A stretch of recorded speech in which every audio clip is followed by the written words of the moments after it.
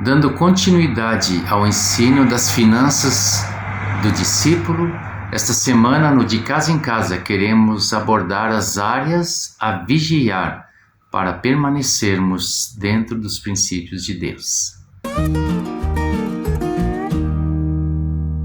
Como vimos semana passada, o texto de Mateus 6,33, em que Jesus diz que se buscarmos o reino de Deus em primeiro lugar, todas as outras coisas das quais ele fala antes, que é quanto ao do que nos alimentamos e do que nos vestimos, nos serão acrescentadas pelo cuidado do próprio Senhor. Agora, percebemos que a promessa vem como um princípio a ser seguido. É assim na vida cristã. Nós não podemos sair fora do caminho pensando que vamos colher os resultados desse caminho perfeito. Assim, na nossa vida natural, se pisarmos sobre algo falso, dizemos pisada em falso, podemos tropeçar, torcer nosso pé, termos consequências negativas. No reino é a mesma coisa. O nosso caminhar tem que ser reto sobre todos os princípios de Deus. Não podemos esperar só a promessa, temos que seguir o princípio.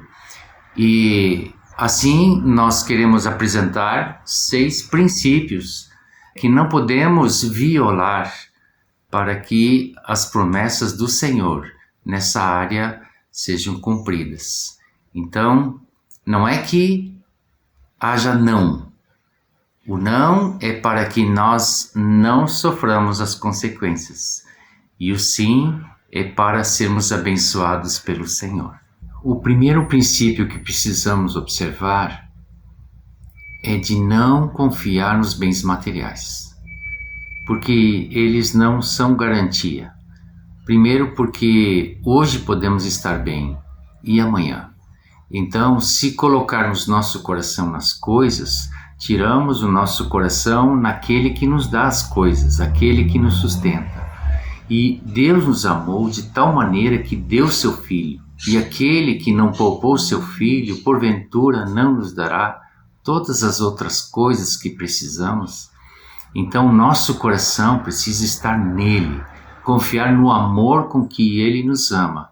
E os bens podem ir, mas o amor de Deus permanece. Então o nosso coração tem que estar nele, para que nada nos tire dele. Outro princípio que devemos seguir é não ser preguiçoso e, na verdade, ser diligente, né? Todos conhecemos o texto em Provérbios que diz, vai ter com a formiga, porque a formiga a gente não vê parada, ela sempre está trabalhando, vai e volta, incansável. A preguiça, ela é algo que não agrada a Deus, mas aquele que se dedica, que é diligente, aquele que busca e se dispõe a servir ao Senhor e buscar no seu trabalho o sustento e buscar no seu trabalho aquilo que o Senhor tem. Então, não ser preguiçoso. Preguiçoso até o mundo rejeita, não é verdade? A terceira é: não ande desordenadamente nas finanças. E Paulo dá uma exortação aos Tessalonicenses, no capítulo 3, versículo 10 em diante, que diz assim: porque quando estávamos com vocês, ordenamos isto, colocaram em ordem. Se alguém não quer trabalhar, também não coma. Pois de fato ouvimos que há entre vocês algumas pessoas que vivem de forma desordenada. Não trabalham, mas se intrometem na vida dos outros. Às vezes vemos pessoas que são desordenadas e vivem à custa de outros, pensando que outros podem sustentá-los. Mas não andemos assim, isso não agrada a Deus. O Senhor gosta de ver nossa vida ordenada e as finanças é muito fácil porque são contas matemáticas. Então, ver homens e mulheres que são ordenados e têm recurso e amor para distribuir e não para pedir. Que sejamos estes com os quais o Senhor pode contar para suprir a necessidade de outros. O quarto princípio é não sermos avarentos ou desonestos em nossos negócios. É claro que isso é pecado e Paulo dá uma sentença muito dura contra a avareza quando diz em Efésios 5:5: fiquem sabendo disto, nenhuma pessoa avarenta, porque a avareza é idolatria para o Senhor. Esse tem a herança no reino de Cristo e de Deus. Então, no reino não tem lugar para avareza, porque é buscar outro Deus, é idolatria. Então, sejamos bondosos de coração, sejamos honestos e o Senhor vai sempre nos suprir. A avareza não agrada a Deus. Consideremos isso com seriedade, porque às vezes nós temos atitudes avarentas nas pequenas coisas e achamos que isso não tem muita importância.